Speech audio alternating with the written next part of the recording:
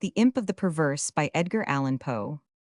In the consideration of the faculties and impulse of the prima mobilia of the human soul, the phrenologists have failed to make room for a propensity, which, although obviously existing as a radical, primitive, irreducible sentiment, has been equally overlooked by all the moralists who have preceded them in the pure arrogance of the reason we have all overlooked it. We have suffered its existence to escape our senses, solely through want of belief of faith, whether it be faith in revelation or faith in the Kabbalah. Idea of it has never occurred to us simply because of its supererogation. We saw no need of the impulse for the propensity, we could not perceive its necessity. We could not understand, that is to say, we could not have understood, had the notion of this primum mobile ever obtruded itself. We could not have understood in what manner it might be made to further the objects of humanity, either temporal or eternal. It cannot be denied that phrenology, and in great measure, all metaphysicianism, have been concocted a priori. The intellectual or logical man, rather than the understanding or observant man, set himself to imagine, designsto dictate purposes to God, having thus fathomed to his satisfaction the intentions of Jehovah. Out of these intentions, he built his innumerable systems of mind. In the matter of phrenology, for example, we first determined, naturally enough, that it was the design of the deity that man should eat. We then assigned to man an organ of alimentiveness. And this organ is the scourge with which the deity compels man willy nilly into eating. Secondly, having settled it to be God's will that man should continue his species, we discovered an organ of amativeness forthwith. And so with combativeness, with ideality, with causality, with constructiveness, in short, with every organ, whether representing a propensity, a moral sentiment, or a faculty of the pure intellect. And in these arrangements of the principia of human action, the Spurzheimites, whether right or wrong in part, or upon the whole, have but followed in principle the footsteps of their predecessors, deducing and establishing everything from the preconceived destiny of man, and upon the ground of the objects of his Creator. It would have been wiser, it would have been safer to classify. If classify, we must upon the basis of what man usually or occasionally did, and was always occasionally doing, rather than upon the basis of what we took it for granted the deity intended him to do. If we cannot comprehend God in his visible works, how then in his inconceivable thoughts that call the works into being? If we cannot understand him in his objective creatures, how then in his substantive moods and phases of creation? Induction a posteriori would have brought phrenology to admit, as an innate and primitive principle of human action, a paradoxical something which we may call perverseness, for want of a more characteristic term. In the sense I intend, it is in fact immobile, without motive, a motive not motivate through its promptings. We act without comprehensible object. Or if this shall be understood as a contradiction, in terms, we may so far modify the proposition as to say that through its promptings we act for the reason that we should not. In theory, no reason can be more unreasonable. But in fact, there is none more strong with certain minds under certain conditions. It becomes absolutely irresistible. I am not more certain that I breathe than that the assurance of the wrong or error of any action is often the one unconquerable force which impels us, and alone impels us to its prosecution. Nor will this overwhelming tendency to do wrong for the wrong's sake admit of analysis or resolution into ulterior elements. It is a radical, a primitive impulse elementary. It will be said, I am aware that, when we persist in acts because we feel we should not persist in them, our conduct is but a modification of that which ordinarily springs from the combativeness of phrenology. But a glance will show the fallacy of this idea. The phrenological combativeness has for its essence the necessity of self-defense. It is our safeguard against injury. Its principle regards our well-being. And thus the desire to be well is excited simultaneously with its development. It follows that the desire to be well must be excited simultaneously with any principle which shall be merely a modification of combativeness. But in the case of that something which I term perverseness, the desire to be well is not only not aroused, but a strongly antagonistical sentiment exists. An appeal to one's own heart is after all the best reply to the sophistry. Just noticed, no one who trustingly consults and thoroughly questions his own soul will be disposed to deny the entire radicalness of the propensity in question. It is not more incomprehensible than distinctive. There lives no man who at some period has not been tormented, for example, by an earnest desire to tantalize a listener, by circumlocution. The speaker is aware that he displeases, he has every intention to please, he is usually curt, precise, and clear. The most laconic and luminous language is struggling for utterance upon his tongue. It is only with difficulty that he restrains himself from giving it flow. He dreads and deprecates the anger of him whom he addresses, Yet the thought strikes him that by certain involutions and parentheses this anger may be engendered that single thought is enough the impulse, increases to a wish the wish to a desire the desire to an uncontrollable longing, and the longing to the deep regret and mortification of the speaker, and in defiance of all consequences is indulged. We have a task before us which must be speedily performed. We know that it will be ruinous to make delay the most important crisis of our life, calls trumpetant for immediate energy and action. We glow, we are consumed with eagerness to commence the work with the anticipation of whose glorious result. Our whole souls are on fire, it shall be undertaken today.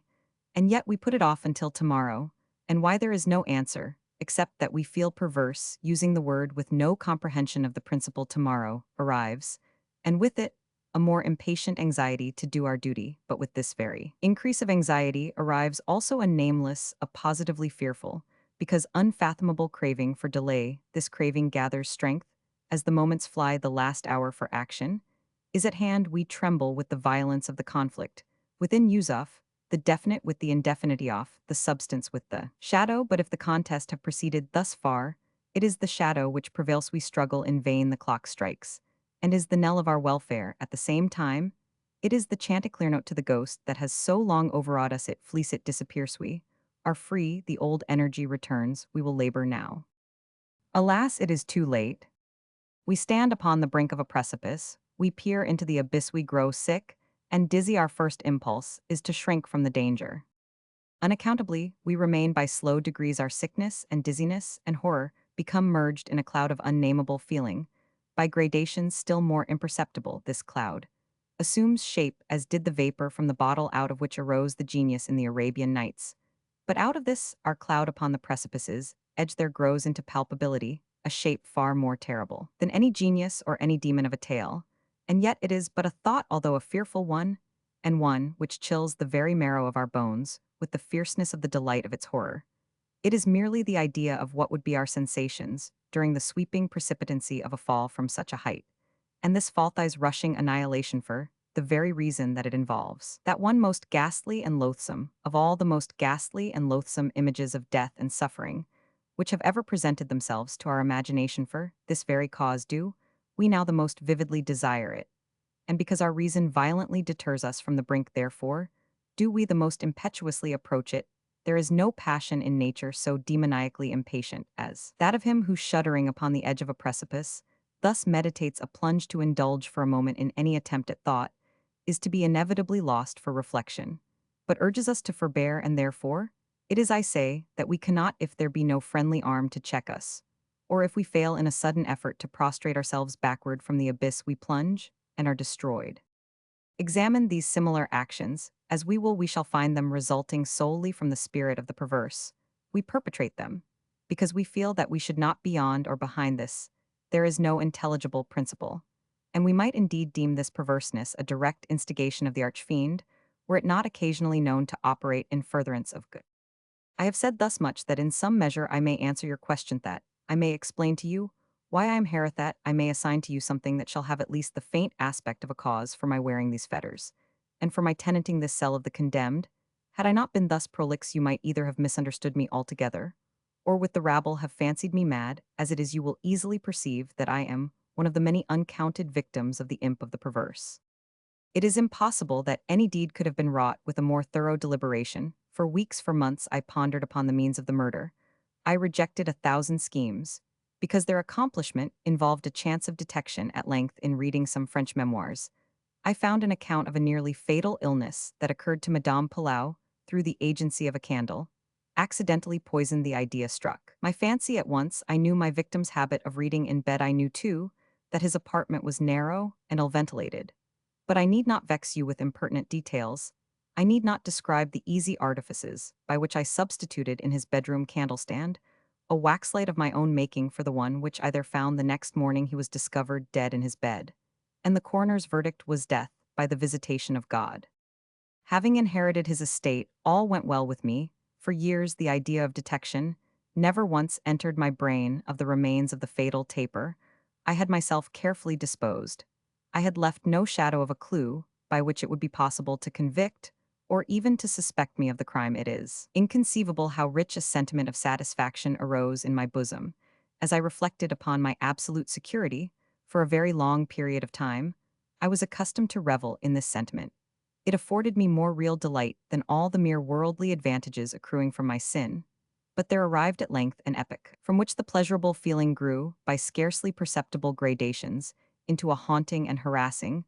Thought it harassed, because it haunted, I could scarcely get rid of it for an instant. It is quite a common thing to be thus annoyed with the ringing in our ears, or rather in our memories of the burthen of some ordinary song, or some unimpressive snatches from an opera, nor will we be the less tormented if the song in itself be good, or the opera air meritorious in this manner. At last, I would perpetually catch myself pondering upon my security, and repeating in a low undertone the phrase, "I am safe." One day, whilst sauntering along the streets, I arrested myself, in the act of murmuring half aloud these customary syllables, in a fit of petulance. I remodeled them, thus I am safe, Yusuf. I be not fool enough to make open confession. No sooner had I spoken these words than I felt an icy chill creep to my heart. I had had some experience in these fits of perversity, whose nature I have been at some trouble to explain. And I remembered well that in no instance I had successfully resisted their attacks, and now my own casual self-suggestion, that I might possibly be fool enough to confess the murder of which I had been guilty confronted me, as if the very ghost of him, whom I had murdered and beckoned me on to death. At first I made an effort to shake off this nightmare of the soul. I walked vigorously faster, still faster at length. I ran. I felt a maddening desire to shriek aloud. Every succeeding wave of thought overwhelmed me with new terror, for alas, I well too well understood that to think in my situation was to be lost. I still quickened my pace. I bounded like a madman through the crowded thoroughfares. At length, the populace took the alarm, and pursued me. I felt then the consummation of my fate. Could I have torn out my tongue, I would have done it, but a rough voice resounded in my ears. A rougher grasp seized me. By the shoulder I turned. I gasped for breath for a moment. I experienced all the pangs of suffocation. I became blind, and deaf, and giddy. And then some invisible fiend, I thought, struck me with his broad palm upon the back. The long imprisoned secret burst forth from my soul. They say that I spoke with a distinct enunciation, but with marked emphasis and passionate hurry, as if in dread of interruption, before concluding the brief but pregnant sentences that consigned me to the hangman and to hell. Having related all that was necessary for the fullest judicial conviction, I fell prostrate in a swoon. But why shall I say more today? I wear these chains, and am here tomorrow. I shall be fetterless, but where?